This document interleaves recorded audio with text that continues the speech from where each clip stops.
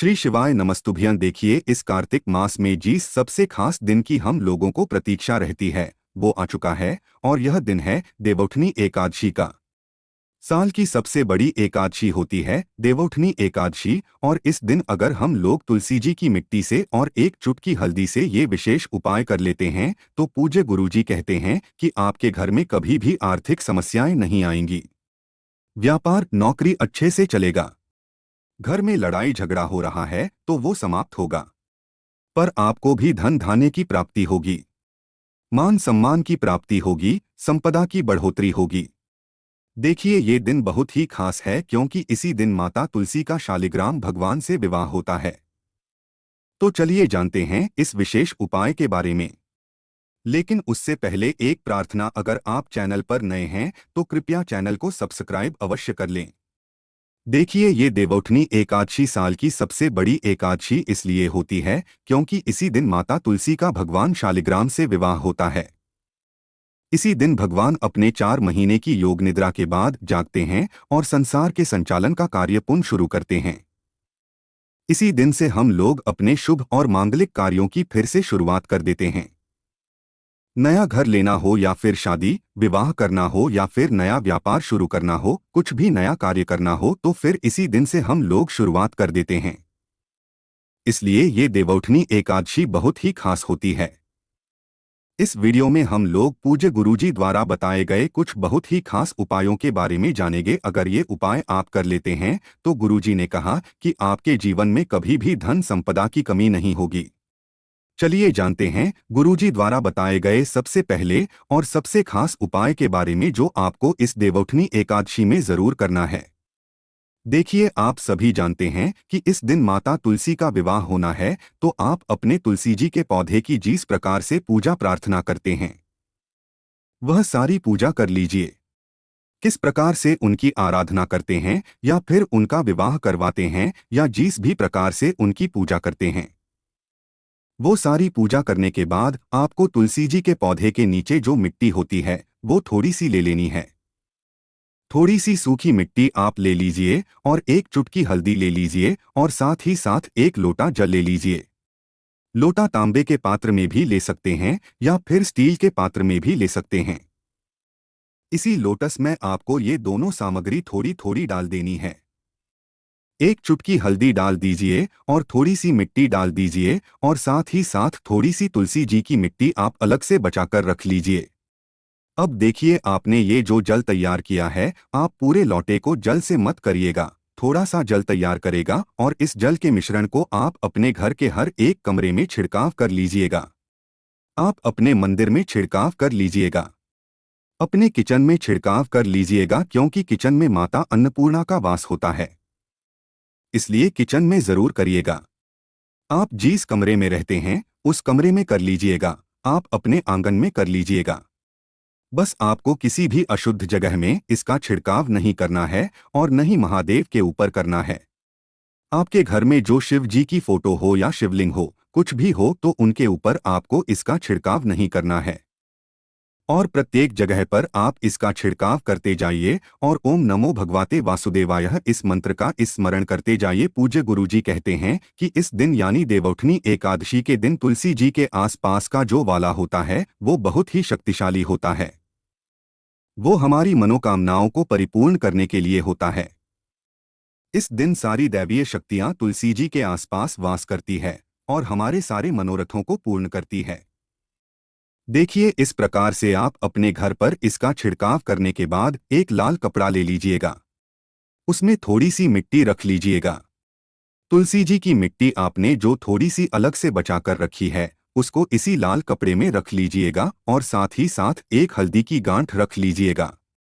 देखिए, आप सभी जानते हैं कि इस बार गुरुवार के दिन एकादशी पड़ रही है। पूरा ये कार्तिक का महीना भगवान विष्णु को समर्पित होता है। एकादशी की तिथि भगवान विष्णु को समर्पित होती है और साथ ही साथ ये जो गुरुवार के दिन पड़ रही है तो गुरुवार का दिन भगवान विष्णु को समर्पित होता है, इसलिए यह दिन हमारे लिए बहुत ही खास हो जाता है। आप ये एक हल्दी की गांठ इसमें रख लीजिएगा, मिट्टी रख लीजिएगा और इसे एक पोटली की तरह तैयार करके फिर इसे अपनी धन संपदा वाली जगह पर रख लीजिएगा। आप इसे अपने घर की तिजोरी में भी रख सकते हैं और अपने व्यापार करने वाली जगह पर भी रख सकते हैं। रखते हुए भी आपको कम से कम 11 बार या 21 बार ओम नमो भगवते वासुदेवाय इस मंत्र का स्मरण कर लेना है और ये कार्य आप रात में 12 बजे से पहले किसी भी समय कर सकते हैं। पूज्य गुरुजी कहते हैं कि अगर हम इस प्रकार से तुलसी जी की मिट्टी वाले जल का छिड़काव करते हैं, वो हमारी कोई भी मनोकामना हो वह माता तुलसी की कृपा से तथा भगवान विष्णु की कृपा से बहुत ही जल्द परिपूर्ण हो जाती है और हमारे घर में धन संपदा का वास होता है। माता लक्ष्मी स्वयं हमारे घर में विराजमान हो जाती है, इसलिए आप इस विशेष उपाय को इस देवउठनी एकादशी में जरूर करिएगा। अब इसके बाद बात करते हैं पूज्य गुरुजी द्वारा बताए गए दूसरे खास उपाय के बारे में। देखिए, ये उपाय तो आपको महीने 2 महीने में जरूर कर लेना चाहिए। महीने 2 महीने के अंदर जो भी विशेष तिथि आए, क्या है नवरात्रि आए या फिर दीपावली आए या फिर होली आए या फिर सावन आए और या फिर कोई खास एकादशी आए, तो आपको ये विशेष उपाय जरूर कर लेना चाहिए। इस उपाय के लिए आपको थोड़ी सी शुद्ध हल्दी लेनी है। देखिए, हल्दी एक चुटकी ले लीजिए, इसी में आपको जल मिला देना है। आप कोशिश करिएगा कि इस एकादशी में आप भगवान नारायण को जिस जल से स्नान कराते हैं, देखिए आपके घर में शालिग्राम हो या फिर लड्डू गोपाल जी हो, उनको आप जिस भी जल से इस स्नान कराएं, उस जल को आप इस एक चुटकी हल्दी में मिला लीजिए। यानी इस हल्दी को आप लेप की तरह तैयार कर लीजिए। अगर आप जल से स्नान करा चुके हैं और आपके पास जल नहीं है, तो फिर आप थोड़ा सा गंगाजल इस हल्दी में मिला लीजिए। अगर गंगाजल भी नहीं है, तो फिर आप अपने घर का शुद्ध जल इसमें थोड़ा सा मिला लीजिए और इस हल्दी को एक लेप की तरह तैयार कर लीजिए। अब इस लेप से आपको सबसे पहले एक स्वस्तिक बनाना है। किसी भी भगवान विष्णु के मंदिर में, अगर भगवान विष्णु का मंदिर आपके पास नहीं है, तो माता लक्ष्मी के मंदिर में चले जाइए। और अगर माता लक्ष्मी का मंदिर नहीं है, तो किसी भी केले के वृक्ष में बना दीजिए। अगर केले का वृक्ष भी नहीं है, तो किसी भी आंवले के वृक्ष में आपको ये बना देना है। ये स्वस्तिक आपको इन चारों जगहों में से किसी भी एक जगह में बना देना है। आपको अपनी अनामिका उंगली से सामने आपको समझाने का प्रयास किया जा रहा है। आप अपनी अनामिका उंगली से इन चारों में से किसी भी एक स्थान पर स्वस्तिक बना दीजिएगा और 11 बार ओम नमो भगवते वासुदेवाय इस मंत्र का स्मरण कर लीजिएगा। फिर इसके बाद दूसरे नंबर पर आप अपने घर का जो मेन गेट होता है, उसके ऊपर वाली दीवार में बना दीजिएगा। अगर आप पहले से ही स्वस्तिक बना चुके हैं, तो उसके ऊपर फिर से यह स्वस्तिक बना दीजिए। स्वस्तिक बनाते हुए आप फिर से 11 बार ओम नमो भगवते वासुदेवाय इस मंत्र का स्मरण कर लीजिएगा। फिर तीसरा स्वस्तिक आपको अपने घर के मंदिर में बनाना है और बनाते हुए फिर से आप ओम नमो भगवते वासुदेवाय मंत्र का स्मरण कर लीजिएगा और चौथा स्वस्तिक आपको माता तुलसी के पौधे के नीचे बना देना है। देखिए, अगर आपने गमले में या फिर बाल्टी में या फिर किसी भी पात्र में तुलसी का पौधा लगाया हुआ है, तो उसी में आपको स्वस्तिक बनाना है। स्वस्तिक बनाते हुए फिर से आपको 11 बार उसी मंत्र का स्मरण कर लेना है। इसके बाद आपको भगवान नारायण से प्रार्थना कर लेनी है कि आपके जीवन में जो सुख, समृद्धि, मान सम्मान, यश, संपदा, वैभव, इन सब की कमी है, वो बढ़ाने की कृपा करें। अगर आपकी कोई विशेष मनोकामना है, तो उसके लिए प्रार्थना कर लीजिए। जीवन में दुर्भाग्य बना हुआ है, तो उसको दूर करने के लिए प्रार्थना कर लीजिए। कोई भी मनोकामना है, तो उसको पूर्ण करने की प्रार्थना कर लीजिए और फिर वापस आ जाइए। गुरुजी ने कहा कि इस देवउठनी एकादशी में जो भी व्यक्ति इन 4 जगहों पर स्वस्तिक बना देता है, तो यकीन मानिए माता लक्ष्मी की कृपा से, माता तुलसी की कृपा से और साथ ही साथ भगवान नारायण की कृपा से उसकी हर मनोकामना परिपूर्ण हो जाती है।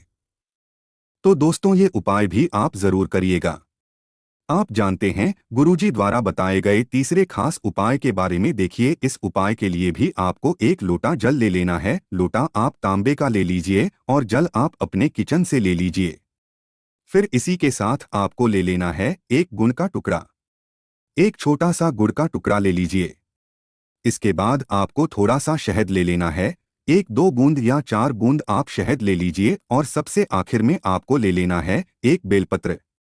बेलपत्र अगर आपके पास नहीं है, तो शिवलिंग के ऊपर चढ़ी हुई बेलपत्र को उठाकर जल से शुद्ध करके फिर आप उसका भी इस्तेमाल कर सकते हैं।